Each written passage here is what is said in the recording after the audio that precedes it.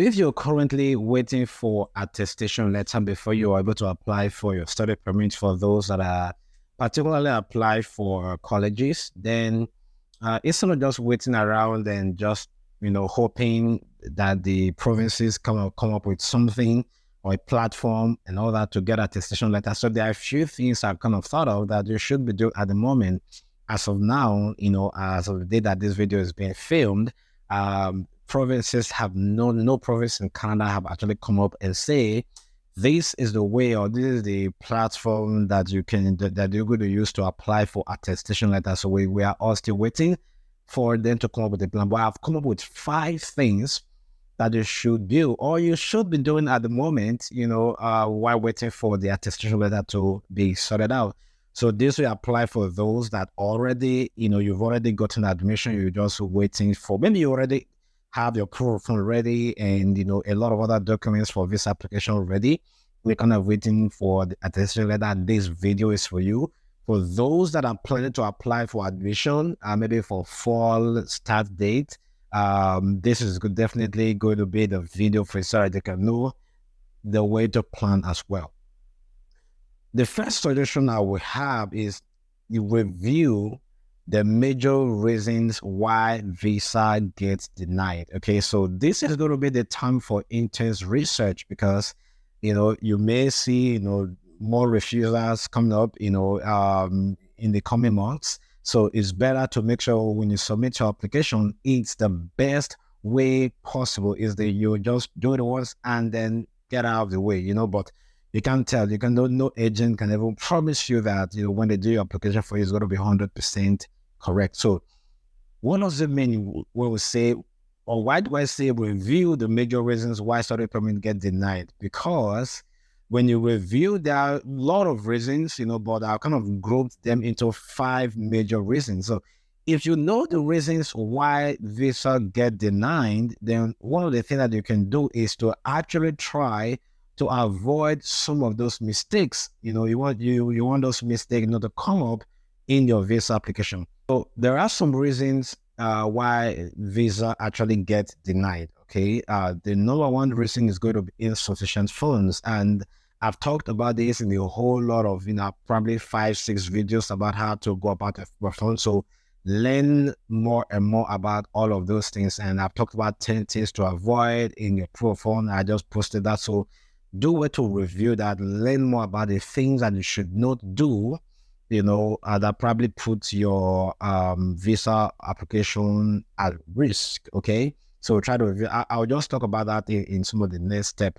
The other reason is going to be the purpose of visit. It's a major reason why people visa get denied. And just to reiterate and go back, insufficient funds does not necessarily mean that the money is not enough. So there may be a lot of reasons, and majority of them have to do with insufficient documentation of the source of funds and the whole of other things. So you can learn that in my other video. So purpose of visit is not, it doesn't mean that they are not really sure if you are coming to school per se, or they don't know whether you're coming to school or to visit. No, that's not what purpose of traveling or purpose of visit means, or traveling as the case may be.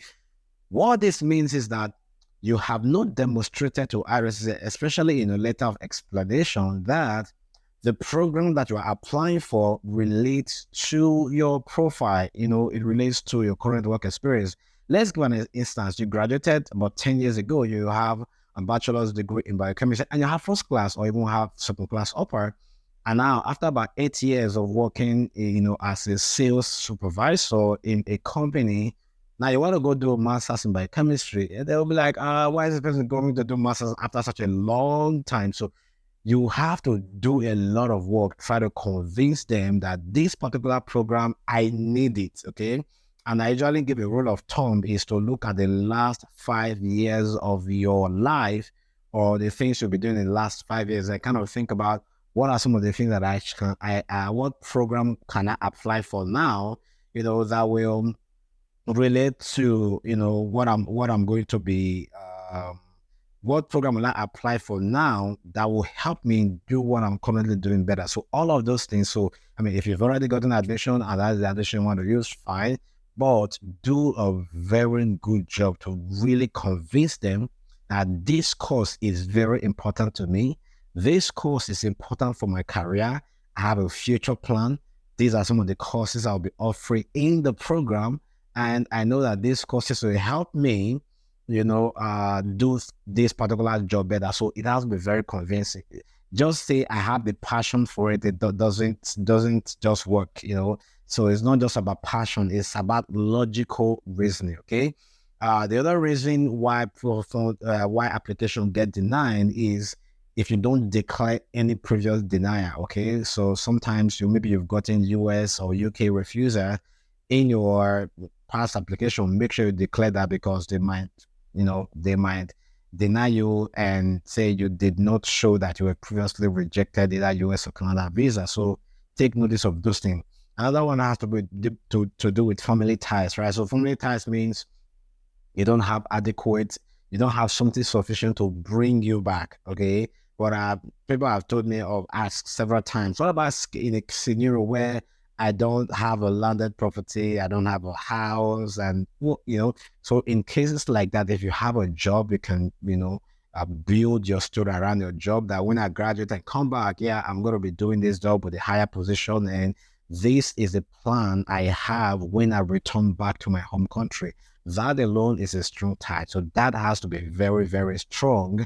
You can talk about your family members on that, but the most part, they talk about the plan that you have when you get back to your home country. Another reason I've also seen why visa get denied is going to be your immigration status in your current country of residence. And this is particularly true for those that apply for visa from a country that is not their primary country of citizenship. Let's say you are from Zimbabwe. Now you're currently living in Dubai, right? I've seen a lot of cases like that where they've been based on the immigration status in that country, even though you have a work permit and other things in that country, but you have to really be very careful, apply for a country that is not your home country.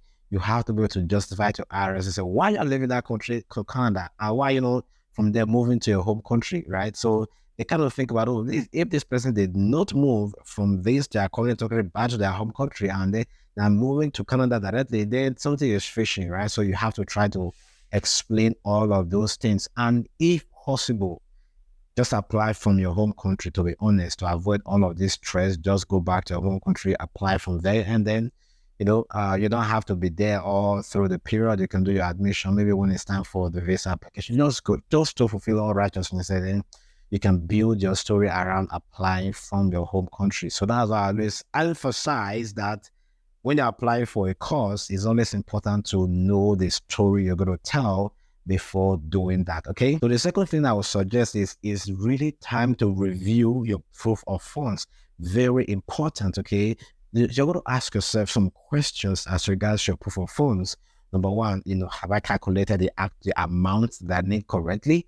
And usually 1 year of tuition plus 1 year cost of living. And if you're adding additional family members, you can check the IRS website for current calculations for the number of family members that you're going to add to your application. Make sure you have sufficient to cover all of them. And if you apply for, from some countries where the exchange rate is very, it fluctuates a lot and is always increasing, I would usually suggest to add like an extra, maybe $3,000 to $5,000 to your calculation. I know this is a lot, but just to be on the safe side, add extra $3,000 to $5,000 because when you submit your application today, when they're going to review your application, they're not going to review your application based on the rate you used when you submitted your application. So they're going to use the rate as on the day that they review the application. So if you submitted the exact amount that is required, that may be a problem because if exchange rate change, you're going to be in problem, right? Another question you want to ask yourself: the bank statement that I'm going to be using, have I looked at it critically, and are there transactions that I'm not really sure where these are? No, you're not sure. I mean, that's your account, right? So I have not explained all of these different transactions because the IRC, I bet you they look at every single line in your transaction. So if you have a big amount entry into your account, you have to give a little bit of an explanation to that. If not, they're going to say that those a big amount of money came into your account for the purpose of inflating your bank statement and all that for the visa application. So review every single thing. Make sure that every big transaction is accounted for. Okay. Another question you want to ask yourself is, what are the supporting documents I'm going to use to back up these funds that I've also talked about that in my letter of explanation, right? So in my other videos where I talked about for funds, and talk about, am I sponsoring myself? Am I working? If you are employed, you have to gather your employment letter, pay stub, reference letter, if possible. In fact, most importantly, even more important than your employment letter, because you may be employed 3 years ago, you're not still working there, right? So it's the current letter of introduction or letter of reference from your current workplace, pay stub. And if you have any investment in the company, that's also good. If you are, doing business for your corporate affairs registration, receipt, invoices, pictures from your business, and letter of introduction, maybe ID cards from your company and all that. So all of those things will actually prove the genuinity of your business, because they want to be sure that whatever business that you are doing, it actually has the potential to prove to make money. Okay, that way you don't have issues. And ask yourself, am I using personal account or business account? I always suggest using personal account. Business account, not the best option. If your company is not sponsoring you, I would say really take your time to do a lot of research about it, because it's very complicated. Whatever cost you apply for has to be something that has a lot of economic value to the company, and they should be able to prove it in maybe the board resolution with a letter they're going to write to you, and possibly if they send you when you come back what's the plan. So all of those things have to be aligned. You can't be working in the company and they apply for a course that does not relate to what would benefit the company. It's just not going to make sense in any way. Okay, that's about it. And then another question: what proof relationship am I going to use, right? If any other person is sponsoring me, my father, mother, uncle, aunt, the can be, what documents? So you can again learn this in some of the previous videos that I have done. Okay, and then the last thing about that proof of fund is going to be, how am I going to explain all of these things? Okay, it's not just enough to just bombard them with all the PDFs of all the necessary documents. It's very important to also explain all of these things. Maybe like a one page, if you want to use Word document, table format, and other, to give them explanations. Okay, all of this big fund that came into my account, this was the purpose, and this is the reason why it came, and this person that paid me, right? So you give them all of those explanations. Talk about how much I earn monthly, show the breakdown of your profile. That's very important as well. This is my cost of living, this is my estimated expenses, and this is the amount that I have. And then just help them to understand exactly what you do, so that it helps them, it makes it faster for them to understand everything that has to do with your application in terms of the proof of funds. So now let's talk about another thing. Now I've talked about it about for now. The third thing I want to suggest is, while waiting for your attestation letter, do your best to work on your letter of explanation. In fact, this is one of the most important documents, I would say, because if you don't do, especially when you are in a complicated situation, or the course you apply for doesn't really match 100% what they're currently doing, but you have a plan in the future. So these are the things you have to explain in the letter of explanation. You have to importantly talk about, this is what you're currently doing, and with what I'm currently doing, these are the limitations that I've seen in my current job, my current business, that necessitated me to apply for this program. And I said that some of the programs that will, courses I'll be offering the program, and this is how they're going to be beneficial to me.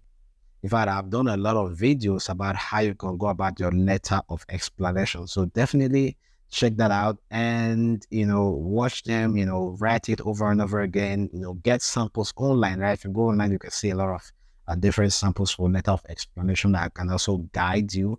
And most importantly, if you need someone to talk to one-on-one about all of the things that I've explained, definitely reach out to me. There's going to be a link in the description to my website. Visit the website. There's going to be procedure to join my mentorship program. I'll be so glad to give you one or two advice about all of these processes. Okay, the number 4 thing I want to suggest is that while waiting for the attestation letter, do a lot of research about a city that you're going to.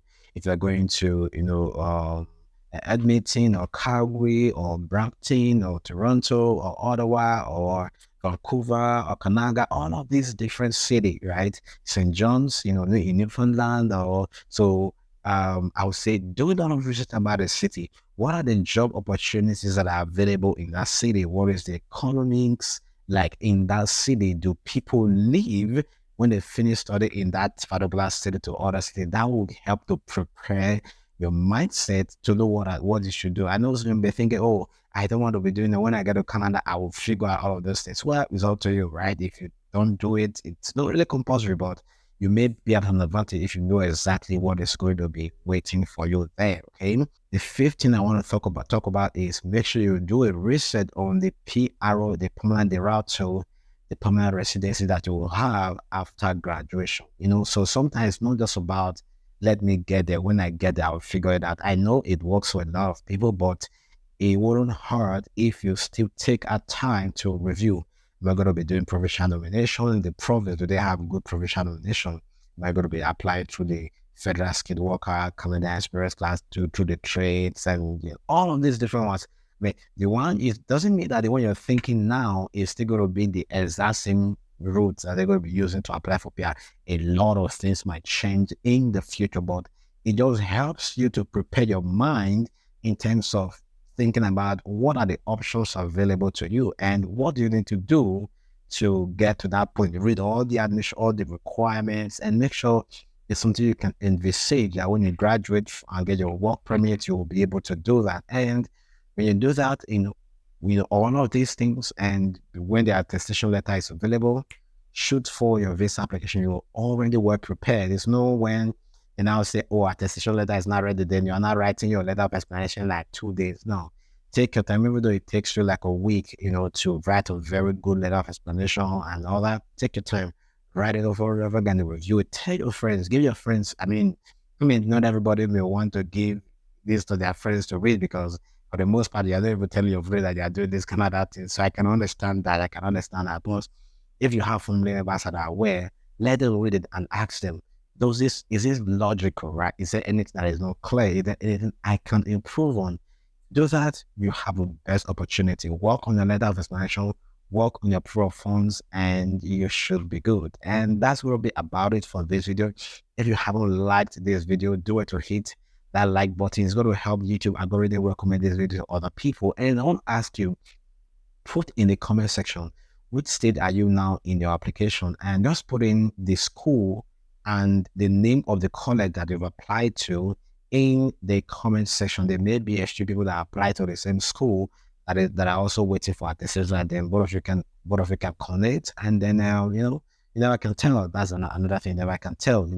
The other information, don't put it in the comment section. If you have specific questions about proof of fund, about letter of explanation, and any of those things, just put it in the comment section. Otherwise, I have a mentorship program. Definitely check it out.